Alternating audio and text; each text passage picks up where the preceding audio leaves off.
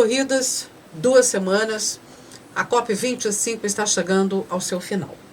E as notícias não são muito alentadoras, mas vamos explicar. Países em desenvolvimento acusam o Brasil de bloquear as negociações em curso na COP25. Então, para entender o que está em jogo neste encontro, nesta fase final especialmente, vamos conversar com o professor Pedro Luiz Cortes, professor da ECA e do Programa de Pós-Graduação em Ciência Ambiental do IEE, no Instituto de Energia e Ambiente da USP. Bom dia, professor. Bom dia, Roxane. Bom dia, ouvintes. É um prazer falar com vocês. Vamos lá. Por que o Brasil está sendo acusado de bloquear as negociações na COP25? Então, deixa eu explicar rapidamente. Existe um mecanismo, né, de compra de créditos carbono. Então, por exemplo, uma nação A, que ela não consiga desenvolver bons projetos de redução, né, de emissões, ela pode pagar para um outro país, um país B, fazer essas reduções em seu nome, né? Então, isso chama o mercado de crédito carbono. Que é para o volume, exatamente, baixar o volume total. Né? Exatamente.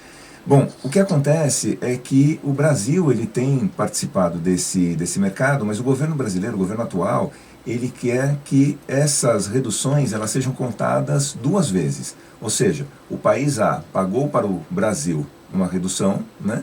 Então o país A contabilizaria isso, né, nas suas emissões, nas suas reduções, e o Brasil quer contabilizar isso também como uma redução própria, né? Então quer contar, na prática ele quer contar isso 2 vezes. E ele vem insistindo nisso, isso já era um movimento que existia antes da COP, que ele pretendia levar para a COP, e isso tem causado aí uma demora, né, um problema, aí, um impasse nas negociações. Uma outra acusação, desta vez contra o Brasil e a Arábia Saudita, é relacionada a mais uma questão semântica, é que eles querem bloquear o uso do termo urgência climática do texto final. A alegação é de que esse termo não foi utilizado anteriormente, né, pela ONU, então nós não poderíamos utilizá-lo agora. Ou seja, o Brasil ele vem tentando, né, usar de artifícios aí para melar, né, para inviabilizar um acordo mais significativo dentro da COP25, infelizmente. Uhum. Muito ruim, né? Agora eu gostaria que o senhor falasse um pouquinho sobre, eu não sei se é no sentido diferente disso, a União Europeia tomou uma decisão sobre emissões, né? Exatamente.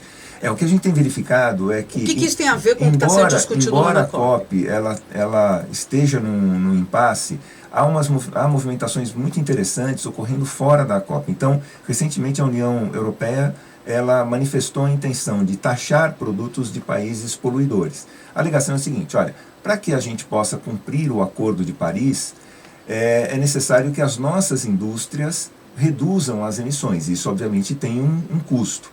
E, ao mesmo tempo, nós importamos uma série de produtos, né, de bens manufaturados de países que não têm essa preocupação, por exemplo, a China. Uhum. Então, para que os nossos produtos, né, na visão europeia, não percam competitividade, será necessário que a gente taxe os países poluidores, né, os produtos dos países poluidores, de tal forma que haja uma certa compensação em relação ao preço, porque os produtos elaborados com técnicas ambientais mais apuradas, dentro de um cuidado de redução de emissões, obviamente eles vão ter um custo um pouco maior. E você importa um produto da China que foi elaborado sem essas preocupações, então é um produto mais barato, você tende a aumentar o imposto, né, de importação para que haja uma equalização dos preços. Obviamente que a delegação chinesa na COP já protestou, ela falou, como é que vai ser feito isso? Será que vai ser igual para todos os países? Como é que isso vai ser aplicado? Porque realmente é onde a China pode perder competitividade, se forem taxadas as emissões, né, agregadas a cada produto, e também um assunto antigo que eu vou só mencionar aqui, que de repente poderá ser retomado, embora não haja indício disso, é em relação às questões trabalhistas, né? Porque a gente sabe que a produção na China não respeita princípios básicos, muitas vezes, da produção trabalhista, ou seja, férias, descanso semanal remunerado, enfim, uma série de coisas. E houve uma manifestação já há vários anos de países europeus no sentido de tentar, de certa forma, punir a China por não utilizar né, de boas práticas na gestão trabalhista, sobretaxando os produtos chineses. Então não me espantaria se isso voltasse a ser discutido junto com a pauta ambiental. Muito bem. Voltando então aos temas, né, da COP25, que é uma história absurda essa. Tantas declarações aqui do nosso presidente, quando o presidente Trump, né, fazendo provocações, a jovem ativista Greta Thunberg, que acabou até mudando por 2 vezes, né, o texto do perfil, a referência dela no perfil. Ela se auto-identifica agora como pirralha, né? Não é? Pirralha, e ontem mudou em função do Trump, porque o Trump disse que ela devia estar com os amigos assistindo a um bom filme. Não faz o menor sentido esse tipo de polêmica com uma jovem ativista, uma cidadã. Essa semana o presidente Bolsonaro ele voltou a atacar a Greta, reclamando da repercussão que a imprensa brasileira dá o que ele chama aí, né, de showzinho que essa pirralha vem promovendo na Copa. Só que ele esquece que ela foi eleita a personalidade do ano pela revista Time. Talvez seja esse o problema. Veja, uma coisa que muitas vezes as pessoas reclamam, né, é a falta de posicionamento dos jovens, a falta de atitude dos jovens em relação a questões importantes. Mas quando uma jovem ela resolve fazer isso e resolve assumir o protagonismo, né, aqui no caso das questões climáticas, há quem critique exatamente o que o Trump falou, não, você tem que estar com seus amigos, né, assistindo um bom filme. Não, esse protagonismo dos jovens ele é fundamental, porque em poucos anos serão esses jovens que estarão no comando. Então é muito importante que eles tenham um desenvolvimento dessa consciência e que eles percebam a dificuldade de negociação com junto aos grandes fóruns e junto aos grandes líderes mundiais, né? Então, infelizmente, nós tivemos essa declaração do presidente Bolsonaro. E o Brasil também volta a não estar bonito nesse filme, né? Porque ele voltou a ganhar o prêmio Fóssil do Dia, pelo decreto que facilita a regularização de terras griladas. Né? Outro? O segundo. Estamos sendo premiados constantemente, né? Pelo Fóssil do Dia.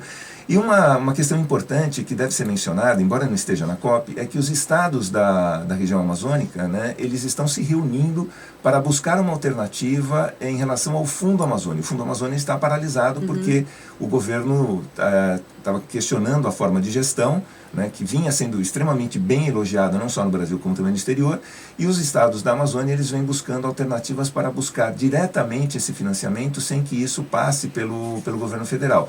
Então, veja, enquanto o presidente Bolsonaro está preocupado em fazer declarações, né, histriônicas, né, há quem se movimente efetivamente para tentar resolver o problema de maneira objetiva. Né? Justamente. Só lembrando, olha, depois de ter colocado no perfil dela pirralha, a Greta disse, na atualização do perfil, ela colocou: uma adolescente trabalhando no controle de sua raiva, atualmente descansante, assistindo a um filminho com um amigo.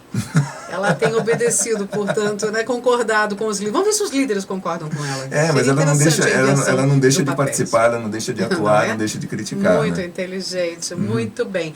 Professor, para a gente concluir, dá para avançar, porque tem um alerta aí, temos que tirar algo produtivo, importante, urgente, alguma decisão relevante da COP25. Será possível uma ação efetiva? Olha, o que há de relevante nessas 2 últimas semanas são movimentações mais fora da COP do que propriamente na COP. Há uma movimentação grande de uma série de países no sentido de melar as negociações da COP. Ela não tem avançado da maneira que seria esperado. Hoje seria o último dia, mas muitas vezes essa negociação ela se estende, né, tem se estendido em edições anteriores para o sábado e também para o domingo. Então é possível que a gente tire algum acordo mais significativo, né, algum acerto mais significativo nesses últimos dias, vamos assim dizer. Embora ela termine hoje, muitas vezes eles estendem 1 ou 2 dias em busca aí de um consenso.